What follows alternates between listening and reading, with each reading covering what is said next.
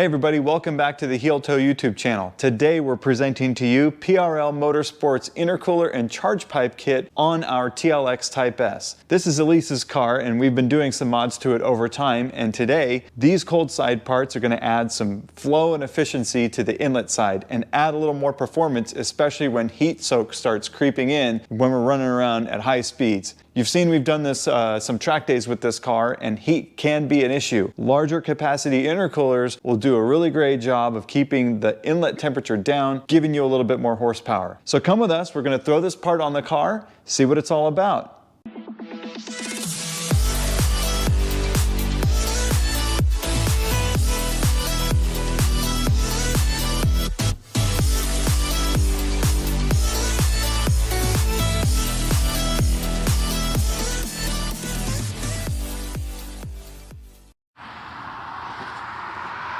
All right, come on in.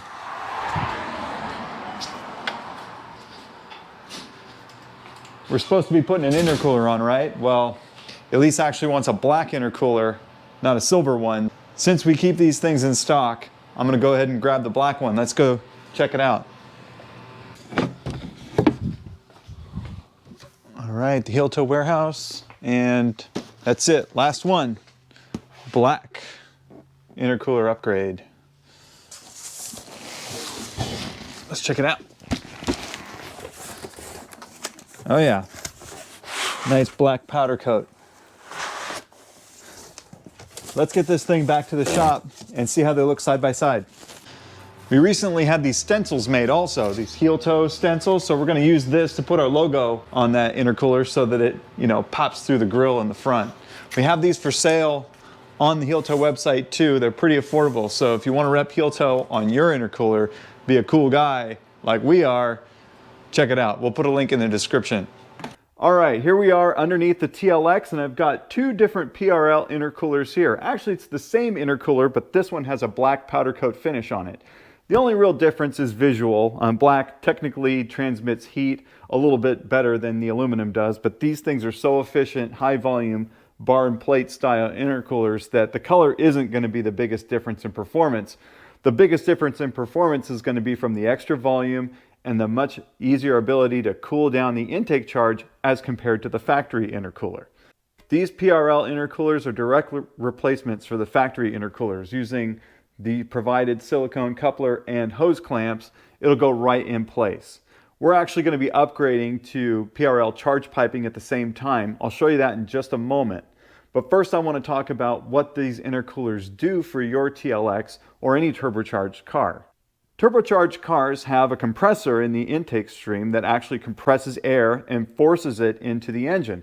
This is how more oxygen is able to get rammed into the engine and then make more power. That's what boost is all about, right? Well, when you compress air, it actually will heat up also. Intercoolers are there to cool down the intake charge that's been heated up by the turbo.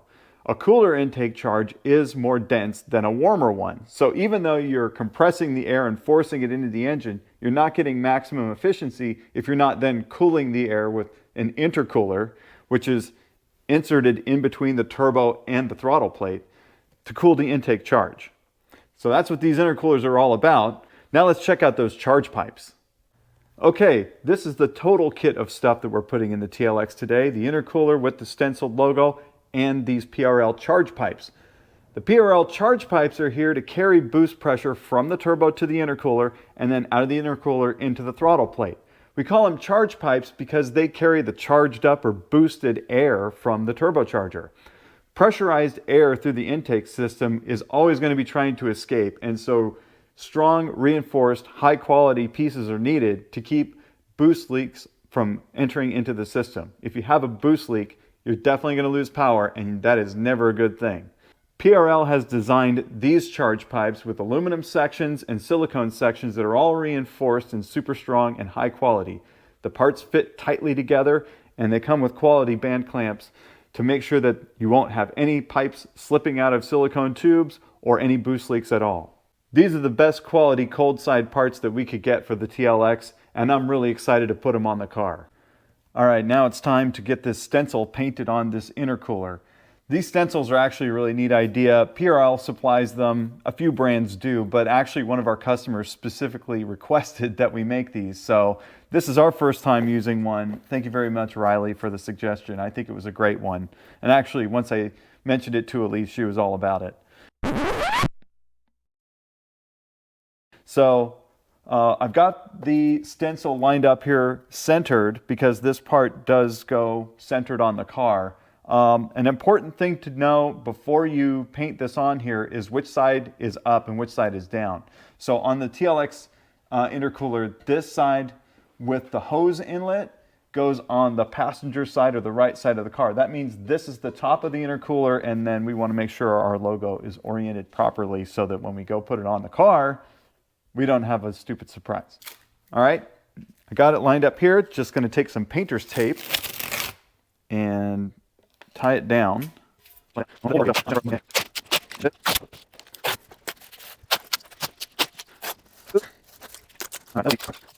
All right, that's looking pretty good. Now, when you spray, paint tends to kind of like fly around. So I had an idea that I'm just going to throw it back in the PRL box, and that way it'll kind of contain a lot of the paint fog that might otherwise be floating around the garage. Because the TLX Type S is that crazy tiger eye pearl color, I wanted to put a color that was going to complement the car, maybe match a little bit. I didn't go so far as to getting exact paint matching paint, but I got brilliant metal finish in this gold color. It's kind of like a flat gold. So on the black and behind the grille, I think it should tie in really well with the car. So fingers crossed this looks really good.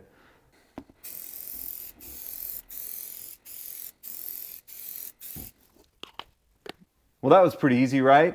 I'm going to let this dry while we take the bumper off the car, and hopefully by the time we get the bumper off and go to put it on, it's dry enough to handle.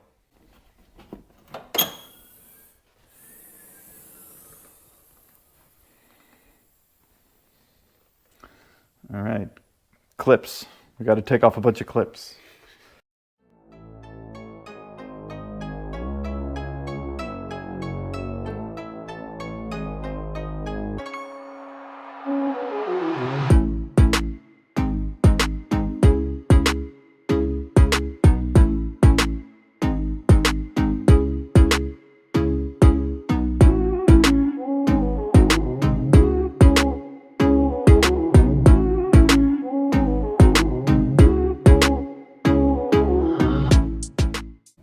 All right, about 5,000 clips later, we got the bumper off. It's a little tricky, but there's other videos online showing you how to do that. So we didn't go into too much detail for you on this video. But here we have the bumper off and the factory intercooler in place. And look at how puny this factory charge piping is. It's so small. The PRL is so much larger, and that's going to allow a much easier flow of air through the intercooler and into the engine. That's all intake air efficiency. That's going to give you more power, a better response. So yeah, let's dig in, start taking some of these factory components out to get room for the PRL stuff.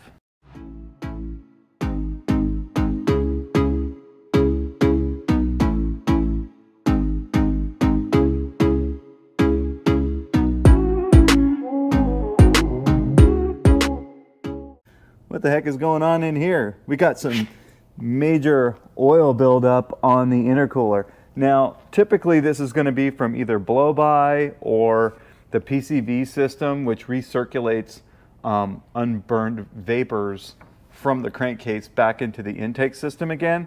So it's not uncommon to have some situation where you've got oil in the intake tract like that. It seems like kind of a lot, so I'm not really sure if that amount of oil in here is normal.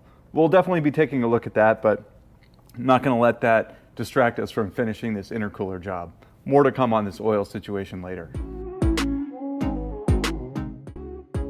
All right, cool. Well, that's the factory inlet pipe out. Well, the charge pipe from the intercooler to the throttle body. Let's pull the rest of the intercooler off now. Okay, intercooler out, charge piping out.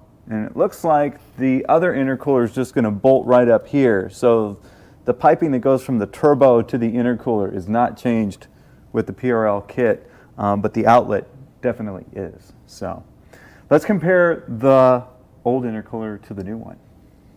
All right, here we have the old intercooler and the new charge air cooler, and you can see right away just the massive difference in size.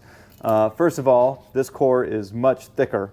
I'm not going to measure them right now, but it's considerably thicker and wider as well. So this core starts and ends right here, and look at how much wider the PRL one is than the factory one. That's pretty impressive. Let's see, inlet to inlet, facing just like this. So the additional volume in the intakes and in here, it's all going to give a lot more volume capacity, so that raising the boost will have a lot more basically space to expand within here, and then the cooling plates in the intercooler will do a great job of cooling down the intake charge and giving that extra power from just a denser charge. So we've compared this with the silver one because the black intercooler is still curing over here, but actually I think it might be done. Let's take a look. I think this color is going to work out just fine. Yeah, it looks like, as far as on the cardboard, it's pretty dry. So we can pull it out of here, but I kind of feel like it might be a good idea to leave some of this tape and stuff on here while we install it in the car, just so that it doesn't get scratched or anything.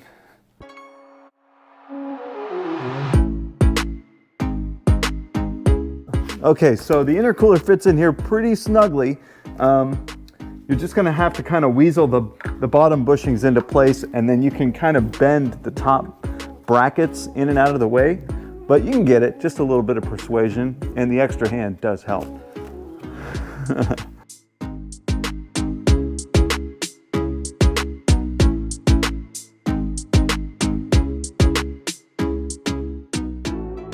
I think it looks pretty good too, and the color may not be like, you know, a perfect match to the Tiger Eye, but it is going to be kind of in the grill behind. So let's see how that looks with the bumper on. But before we can get there, we got to do some charge piping install. So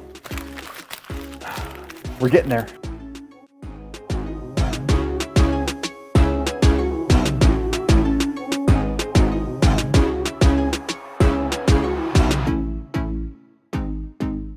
Sometimes people wonder how tight to actually make these things.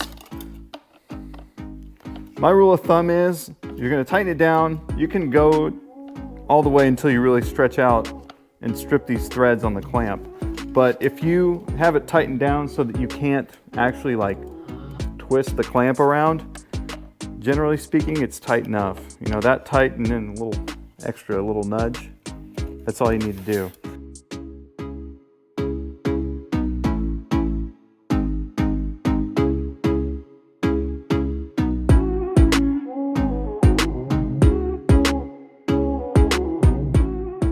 All right, so now we've got this hot side hose, which appears to go on the outlet of the turbocharger down to the other side of that plastic flange that the intercooler bolts to down below. We're kind of glancing at it, so it doesn't necessarily look like this tube is much bigger than the one that's there, but that is a rubber hose, and this one is silicone. So the reason to upgrade that, to take the extra step, is because this hose is going to be much less prone to expansion under boost. So when the turbo is pressurizing the inside of the charge pipes, the rubber hose may like bulge or expand. This one is going to be more stable under pressure, and really what that means is that the pressure readings for the system are going to be more stable, and the car is just going to run that infinitesimally better using this silicone tube instead of the rubber one. Doesn't make a huge difference. I'm not 100% sure, but that's the last thing we have to do to finish this job. Let's dig in.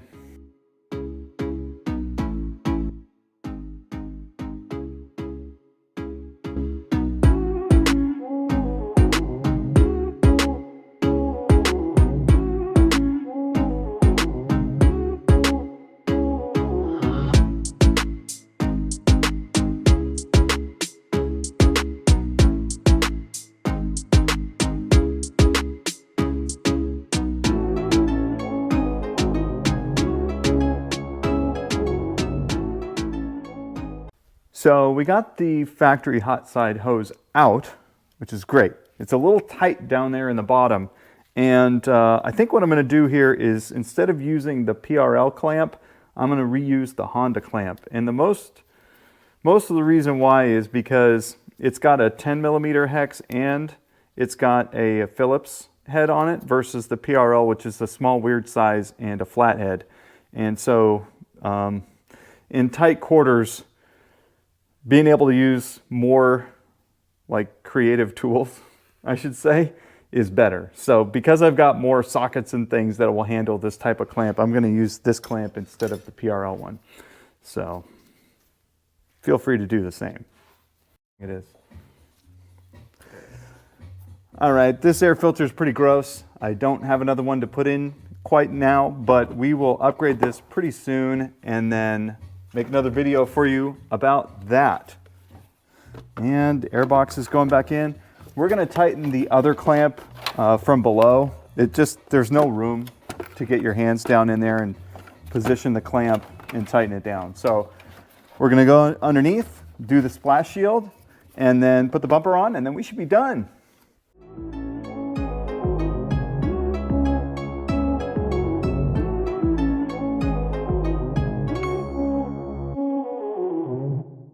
All right, now the job is basically done. The intercooler is on, the charge piping is in, and it really wasn't that difficult to do. The intercooler is the biggest part, probably the easiest part to deal with. Some of the limited space where the charge piping goes makes it challenging to work with some of those fasteners, especially this hot side silicone tube. I wouldn't be surprised if more than a few people just omitted that part of the job. We thought about it for a second, but we didn't want to cheese out on you. Wanted to make sure that we got the full install. So definitely reaching that clamp from the bottom over here was the way to go. But other than that, it's a little fiddly, but the job is done. Make sure that you shop PRL on the Heeltoe website so that you get all those HT points banked up, earning you discounts for other products like that ATLP exhaust or Titan 7 wheels that you're looking for. Any questions, leave them in the comments below and I'll be happy to answer. Thanks for watching.